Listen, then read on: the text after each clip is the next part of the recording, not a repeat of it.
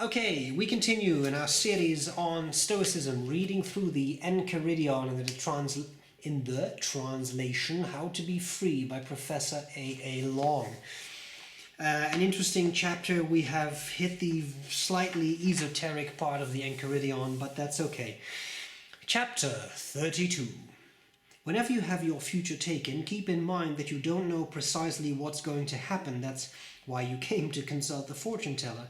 But if you are really a philosopher, you already know the sort of thing it is. For if it is one of the things not up to us, it must absolutely be neither good nor bad.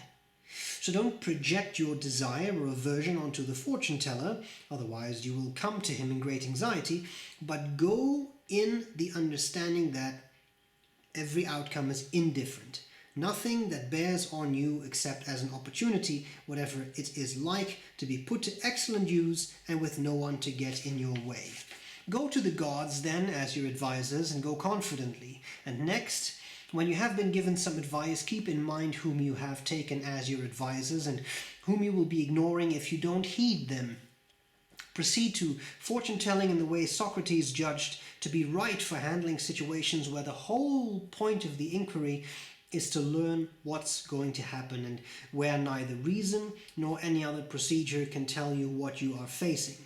And so, when there's a need for you to put yourself at risk on behalf of a friend or your country, those are not topics to consult a fortune-teller about. For even if the fortune-teller reports that the omens are inauspicious, what is clearly forecast is no more than death or bodily injury or exile. But reason requires that even under these circumstances, you should support your friend and run risks for your country. So pay attention to the great fortune-teller Pythian Apollo. He threw out of the temple a man who gave no help to his friend when he was being killed. Okay, so now we're talking about fortune-telling, yeah?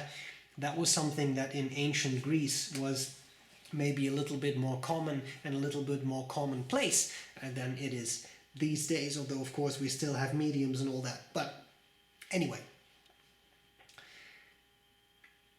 here's what I would say about this, because I think there actually are a few interesting things in this chapter. First, of course, Epictetus reiterates the whole point of indifference.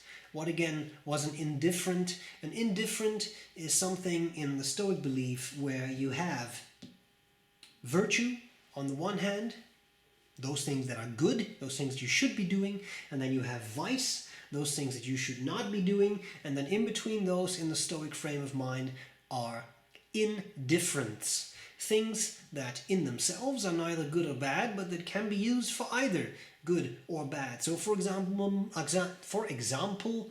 money. Money is neither good nor bad, it depends on how you use it. If you use your money to buy nuclear weapons, that may be a problem. If you give your money to charity, that may be a good thing, right? So in itself, it's neither good nor bad. It is indifferent to what? To virtue. And virtue is what you should strive for as a Stoic. Now, if this was a little fast, a whole bunch of the previous videos have been about this topic, right? Virtue, vice, and the indifference. So yeah, of course, some things are indifferent, right? But we know that.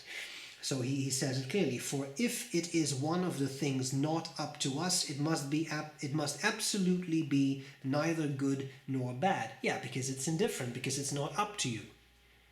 If it would be up to you, it would be vice. It would be virtue. You could use it properly, right? You make that choice.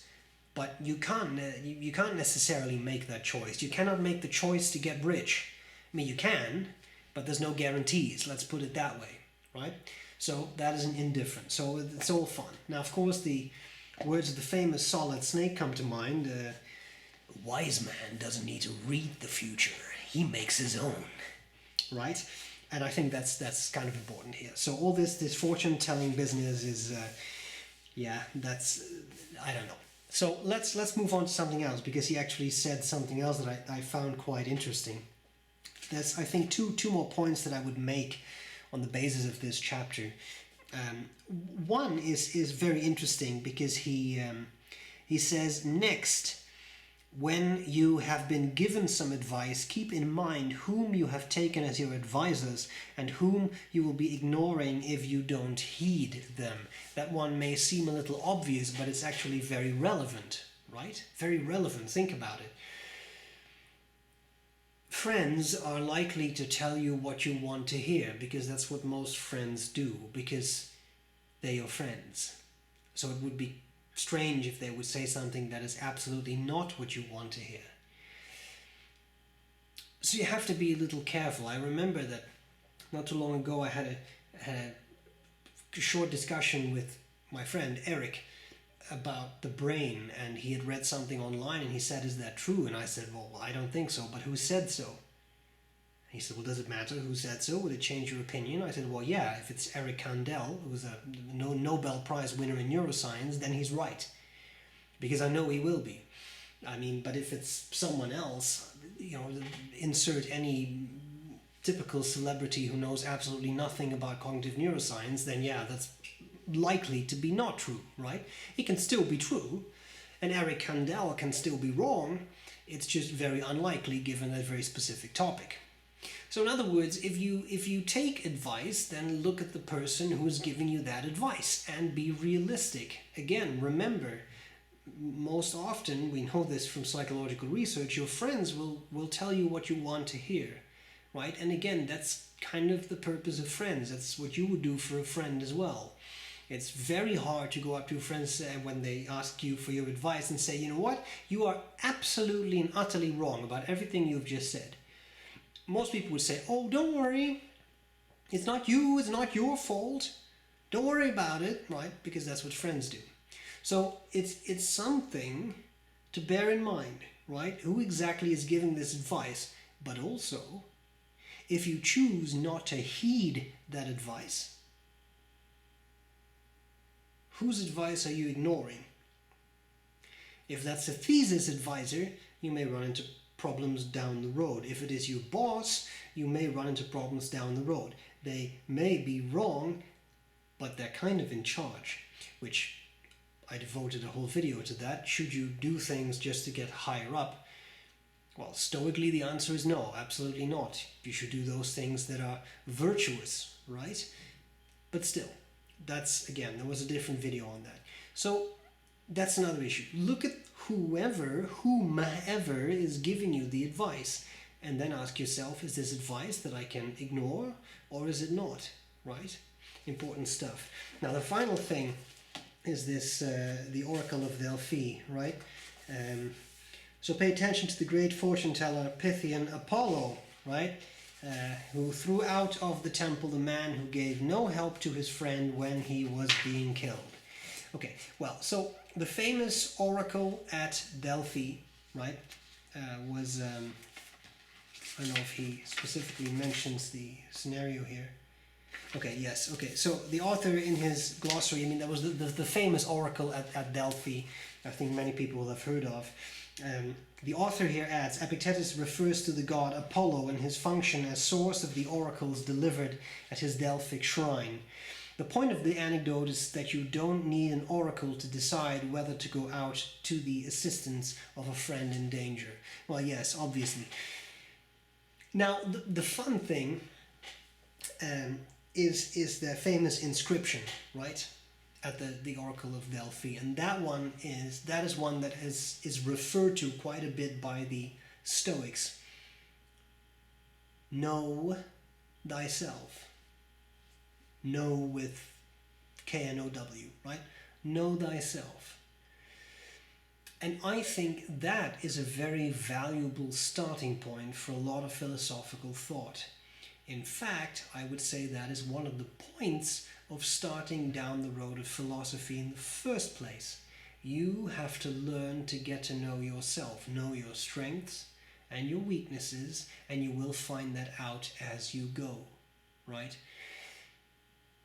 So, important. An important statement, know thyself. Now, how do you get to know yourself? There only is one way, really. Go out there and do things. Interact with people and make mistakes. It is those things that you learn from the most, and it is those things that will really help you figure out who you are. And once you know who you are, what your strengths are, what your weaknesses are, as everybody has both strengths and weaknesses, it will become a little bit easier to move forward, to kind of predict the future. And it doesn't necessarily have to have anything to do with going to oracles or fortune tellers. It could simply be a matter of, I know myself and I know that if I'm going to do this, I'm probably going to do pretty well, or if I'm going to do this, I may need some training of some kind to make sure that I can really do this particular thing well. Both things very helpful, both things very useful, both things can be great endeavors, but unless you really know yourself, you'll be in trouble. And in that regard, I'm always reminded of Sun Tzu in The Art of War. Know yourself and know your enemy. In 100 battles, you will not be in danger. Know yourself, but not the enemy, and you will win one battle and lose one battle. Know neither yourself nor the enemy, surely you will perish, right?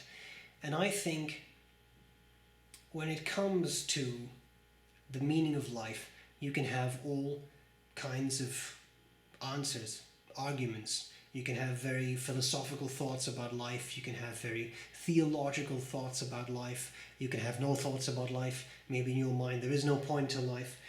Well, in my mind there definitely is a point to life. And without going into all kinds of sappy things like trying to help out other people and be a good person, here's what I think the most important point is. Find out who you are. Find out who you truly are, and no matter how long your life is or how short it may be, that's a very valuable journey, because you will know exactly who you are, what you are capable of, what you struggle with, what your strengths and weaknesses are, and what you can do best, what things you are good at. And then you can learn how to use those strengths to help yourself and to help other people. And that's very, very useful. Very, very useful. And that's why whenever I think of the meaning of life, I always think in those terms. Who am I, really? And do I know myself?